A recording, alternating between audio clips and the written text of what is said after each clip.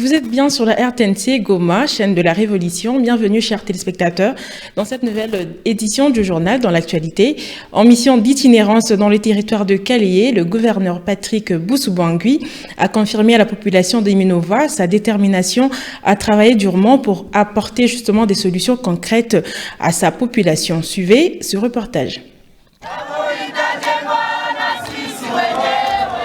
Une foule compacte réunie au grand terrain de football de la cité de Minova dans l'extrême nord du territoire de Kaléé au sud Kivu. De you-you de joie et la clameur des habitants rassemblés pour écouter le message tant attendu de l'autorité provinciale. Voici qui couvre cette ambiance électrique en ce deuxième jour de la visite de travail du gouverneur Patrick Boussou-Bangui dans cette partie de la province, mercredi 28 janvier 2026. Qu'une année après la libération de Minova et des contrées environnantes, la population y vit désormais la paix et un sentiment de renouveau. Le gouverneur du Sud Kivu, accompagné du chef des départements à la mobilisation du mouvement révolutionnaire AFCM 23, Désiré Rukomera et d'autres personnalités de l'Alliance, s'est livré ici à un exercice inédit d'échange citoyen à bâton rompu avec la population. Une fois n'est pas coutume, la population s'est exprimée, le cœur ouvert, sans tabou sur diverses questions de la vie de la cité. Les conflits fonciers, les challenges économiques et sociaux, la réhabilitation des infrastructures de base, la cohésion sociale, bref, tout a été abordé, permettant à l'autorité provinciale de prendre des mesures idoines et de résoudre des problèmes qui pouvaient l'être sur le champ, à la grande satisfaction de tous. Le gouverneur du Sud Kivu a responsabilisé également les autorités territoriales pour combler les espoirs de la population, leur enjoignant par l'occasion à demeurer toujours proche et attentif à ces problèmes.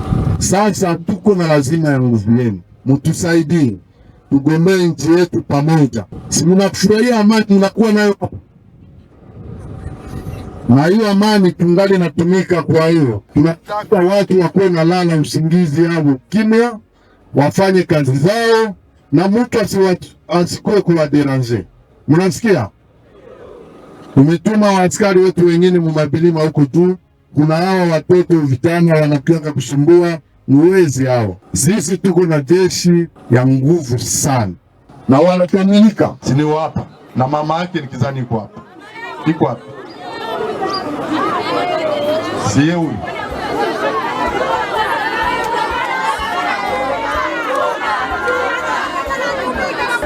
Huyu si ni mtoto wako? Ndio. Si ni mtoto wako huyu? Ndio. Si ameenda kwa jeshi? Ameenda. Tunaona kisa amerudi? Ndio. Au furahi kumwona? Ninafurahi juu na mimi nilikuja tu hapa sikuwa nawazia kanda muone. Yaani shukuru neme. Aha. Tunaona amerudi? Ndio kabisa. Sasa njoo anatembea na mimi fasi yote niko yeye anakuwa. Hata aone telefoni zangu yeye ndio iko nazo. Mungu awabariki sana. Mimi Mungu apewe sifa kumuona ni mzima. Mungu awabariki. Sawa, asante. Si munaona sasa? Wende ongea na mama. Wende ongea na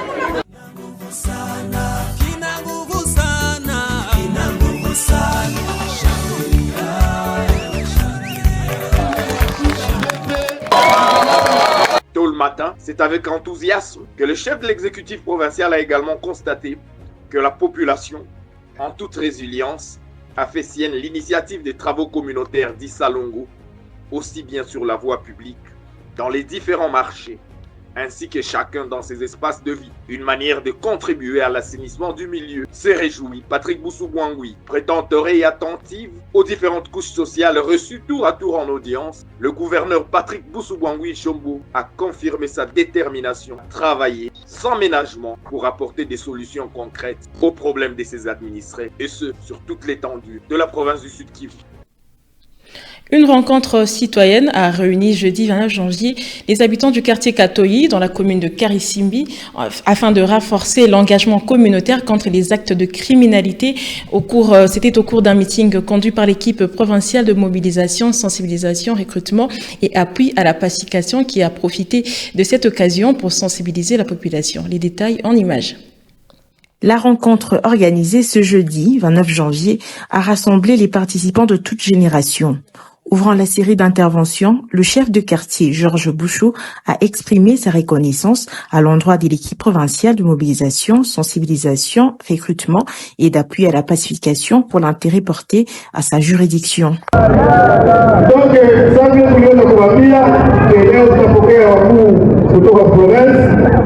na ndio maana tena umeona leo wamekusudia kufika mahali hapa.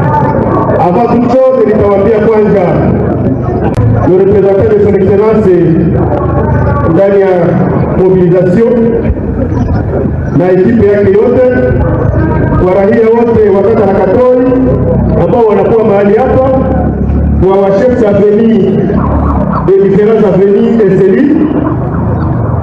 Ningependa kwanza kukaribisha wageni wetu kwa maana ni wa representant son excellence monsieur le gouverneur na shangwe na vigelegele. Donc tuwapigie shangwe na vigelegele.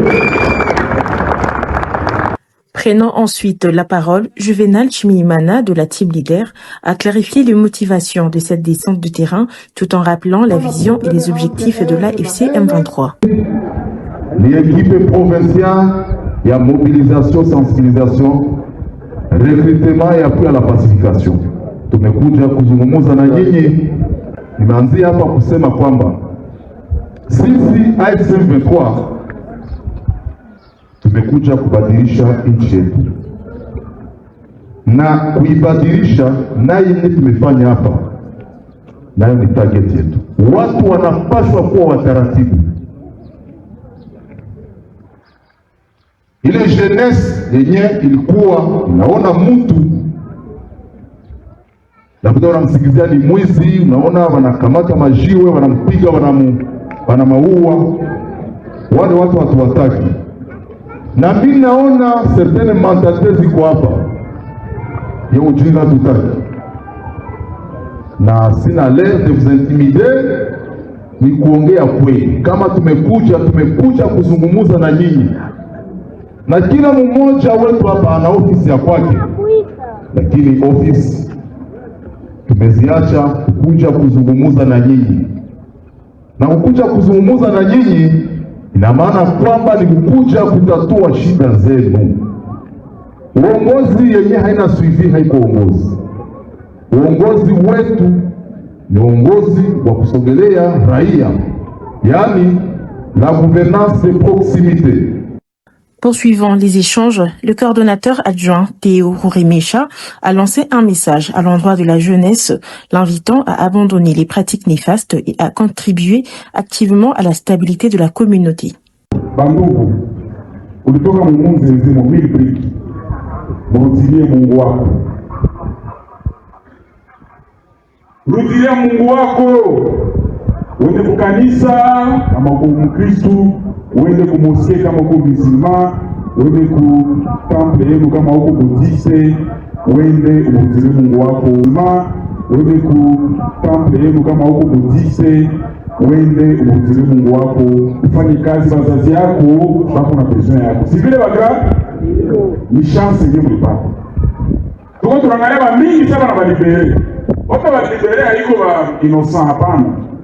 Iko natoka mumunde leo, kesho anakimbia Beni. Kesho chef de quartier kana zako témoin.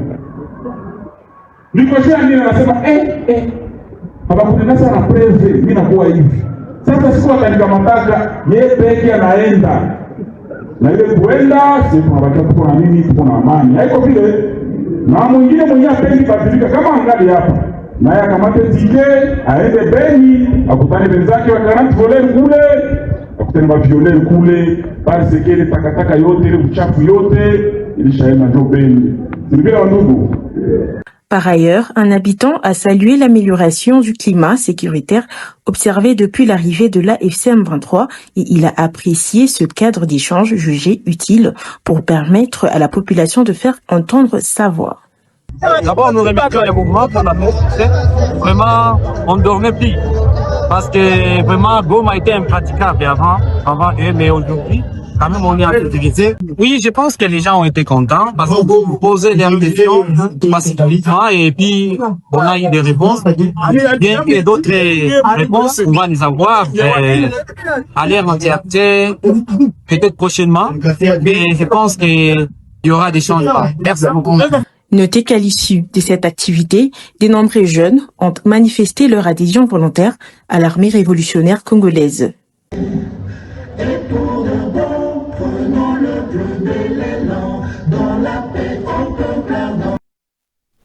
Le maire de Goma, Kate Mondalieni Julien, a procédé jeudi 29 janvier à la réconciliation entre les vendeuses de tomates congolaises et celles du Rwanda. Justin Panzou pour les détails.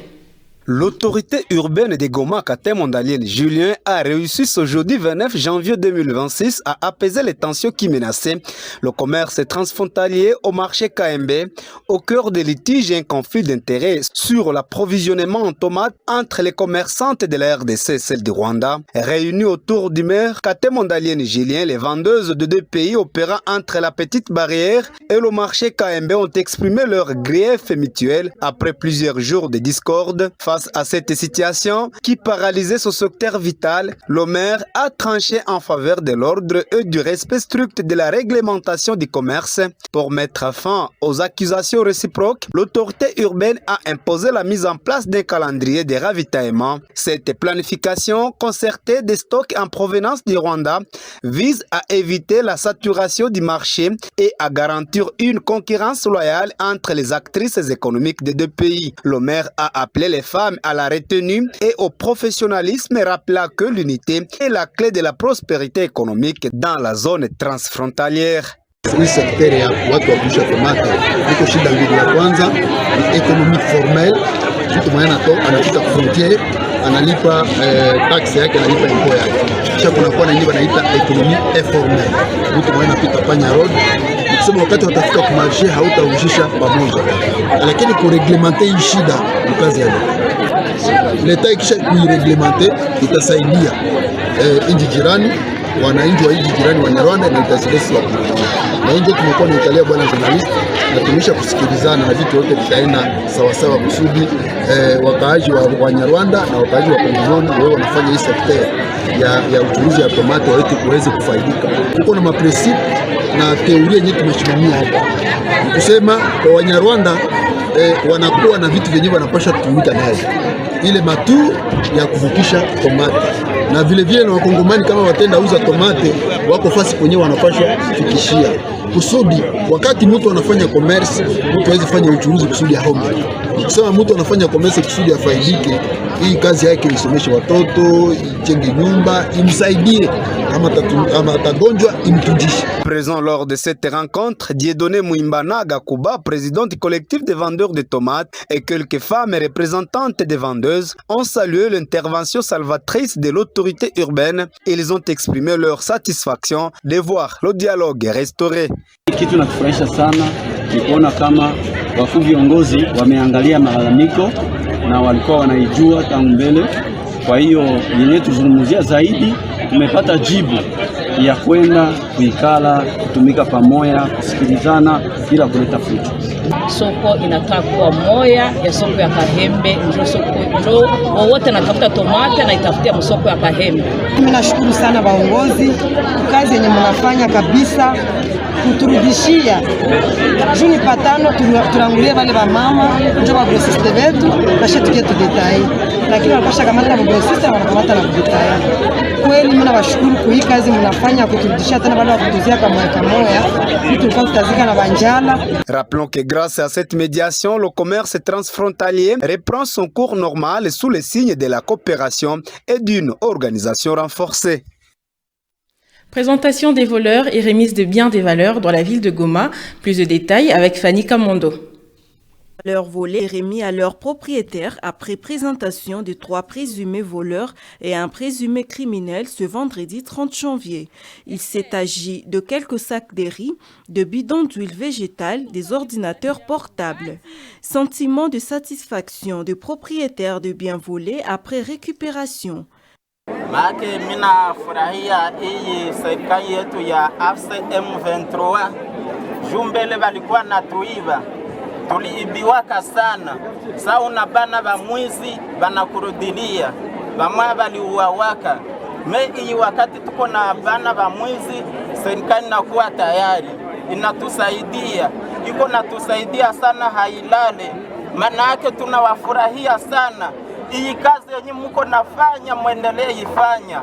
Juu wakati tunabana hii wakati mwizi hatuko naogopa, juu hakuna mwizi mwenye anaweza kwa aseme mbono siye utawana, hapana. Maana mnafanya kazi ya nguvu sana, muendelee tumika hivyo. Vraiment mimi najisikia mimi nafurahi sana. Je nilikuwa nishapoteza espoir na nilikuwa siwazie kama vitu vyangu vinapasha patikana tena. Alors vitu nimeshavipata, mimi nashukuru Mungu sana. Na mimi nasema merci kwa démarche za serikali yetu. Kuko vingi walinibaka mbele na mpaka leo sijui kwenye viliendaka. Mais leo vyote vingi vilibiwa mimi naona ni remettre yavyo. Le colonel Willy Ngoma, porte-parole de l'ARC, qui a accompagné les bourgmestres de Karisimbi, évoque les bien fondés de cet acte. Unajua kwamba sisi tuko armée moja professionnel. Tunajifunza vizuri sana. Hatuwezi iba kitu ya mtu.